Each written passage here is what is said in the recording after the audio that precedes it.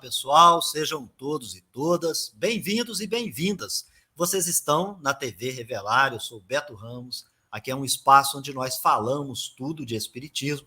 Se você é novo ou nova por aqui, por favor, se inscreva no nosso canal, já deixa o seu like, deixa também o seu comentário, enriqueça esse nosso trabalho a partir também do seu compartilhamento para aqueles grupos de pessoas aos quais você compreende que o conteúdo seja relevante. E assim você nos ajuda a levar mais longe esses conteúdos que nós produzimos aqui no nosso canal. Além disso, eu gostaria também de convidá-los para apoiar esse trabalho através das suas doações Pix ou tornando-se membro, escolhendo uma das faixas para você também ser um nosso assinante mensal aqui, contribuindo com o crescimento dessa nossa comunidade.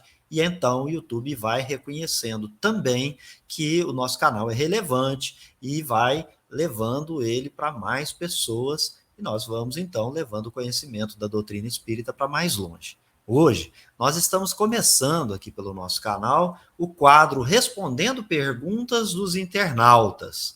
A nossa pergunta de hoje, que foi buscada no nosso próprio canal, com a intervenção dos participantes. Hoje, a gente está trazendo essa questão, que ela foi aqui para fins didáticos, um pouco melhorada em relação à pergunta original, que está num dos nossos vídeos. A pergunta é essa: de acordo com o ensino dos espíritos, organizado por Allan Kardec, como deve ser entendida a série de André Luiz, psicografada por Francisco Xavier? Essa questão, pessoal, está lá no episódio número 7, O Medo da Morte, do estudo continuado da obra O Céu e o Inferno, portanto, transmitida já há algum tempo. Mas os internautas vão assistindo, vai pairando dúvidas, e eles, então, aviam as suas perguntas. O nosso intuito aqui é fazer o compartilhamento para que o conteúdo seja meditado, refletido por mais pessoas. Não queremos aqui fazer tábula rasa, não queremos aqui ser professor do espiritismo, não queremos aqui ser o dono da verdade ou da razão, a gente apenas vai compartilhar a nossa resposta para fins de um estudo mais aprofundado, mais sério, e aí vocês têm condições também de aviar as opiniões de vocês. Nesse sentido, pessoal, eu passo então a nossa resposta, recordando então que ele quer saber acerca de um conjunto de obras que foram ditadas por um espírito a um determinado médium. Como é que nós devemos entender essa série em relação à doutrina dos espíritos? Ora, então, nós respondemos que o ideal não é meditar, direcionar a resposta para as obras desse ou daquele médium, falando desse ou daquele espírito, aos quais se atribuem determinadas obras. Quando a gente vai estudar o espiritismo e nós buscamos, por exemplo, as dissertações encontradas nas revistas espíritas, no conteúdo de O Livro dos Médiuns, na obra O Céu e o Inferno, na obra A Gênese e, especialmente, na obra O Evangelho segundo o Espiritismo, o que nós detectamos? Que, de modo geral e resumido, toda e qualquer obra que nós admitimos que a sua fonte, a sua origem, seja do mundo espiritual, elas devem passar por um crivo. Esse crivo se chama Controle Universal do Ensino dos Espíritos. Ali há vários critérios. Toda e qualquer obra que não ultrapassar esses critérios, que foram desenvolvidos por Allan Kardec, devem ser cujo conteúdo deve ser tido como opinião pessoal. Então, repetimos: toda e qualquer obra que não ultrapassar aquele critério estabelecido pelo organizador do Espiritismo, Allan Kardec, ela ficará à conta de uma opinião pessoal.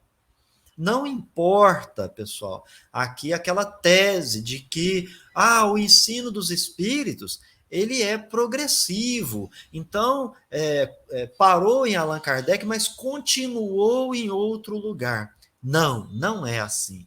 Kardec trouxe as bases, ele organizou, obviamente, os espíritos trouxeram o ensino, mas passou por um controle. Os próprios espíritos controlavam a informação, ditando essas informações para uma variedade de médiums, desconhecidos entre si, em uma variedade de lugares, por todo o planeta, e também de uma maneira, aí sim, progressiva. O ensino não vinha todo de uma só vez, mas era progressivo. Esperava-se que seria estudado, discutido, apreendido, meditado, e nós, obviamente, nós estamos dizendo, nós, os encarnados, participantes dessa construção de conhecimento, temos que estudar, buscar fontes, estudar, fazer perguntas, questionamentos. Quando o ensino se amadurecia, vinham os espíritos novamente se comunicando desta mesma maneira e acrescentando as informações. Portanto, quando isso não acontece, quando a gente vai estudar os critérios de Allan Kardec, tais como lógica, razão, bom senso, além do que todo ensino precisa estar de acordo com princípios e postulados da doutrina. Allan Kardec escreveu que a força do espiritismo ela está na unidade de princípios. Nenhum princípio espírita pode afastar o outro. Eles não podem colidir entre si. Então, há uma unidade desses princípios. Ora, aqui nós estaremos ofendendo o médium, ofendendo o espírito? De maneira nenhuma. Foram os próprios espíritos que instruíram o organizador da doutrina para que nós tivéssemos o cuidado com a linguagem dos espíritos, com as informações que ainda não haviam sido disseminadas por todo o planeta, porque há lugar, tempo e modo. Agora, o que nós precisamos é nos abeberar de todo o conteúdo doutrinário que a gente tem à nossa disposição. A gente apreende esses ensinamentos e aí sim nós temos condições de avaliar essa ou aquela obra.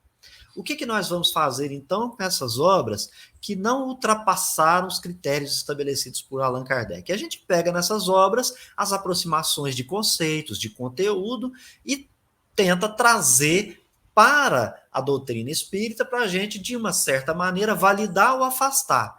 Ora, ele disse assim, deixe a conta de opinião pessoal até que o processo de transmissão do ensino coletivamente, controlado pelos próprios espíritos, possa acontecer. Então, não temos que ter pressa, nem temos que chamar o espírito de mentiroso, nem falar que é engodo, nem falar que ele está se contradizendo. Não, a gente tem que usar os critérios de Allan Kardec. Nem todo espírito que assina uma determinada comunicação é aquele espírito. Então, há o critério para você identificar o espírito comunicante. Há o critério para você saber qual grau que esse espírito comunicante ocupa na escala espírita.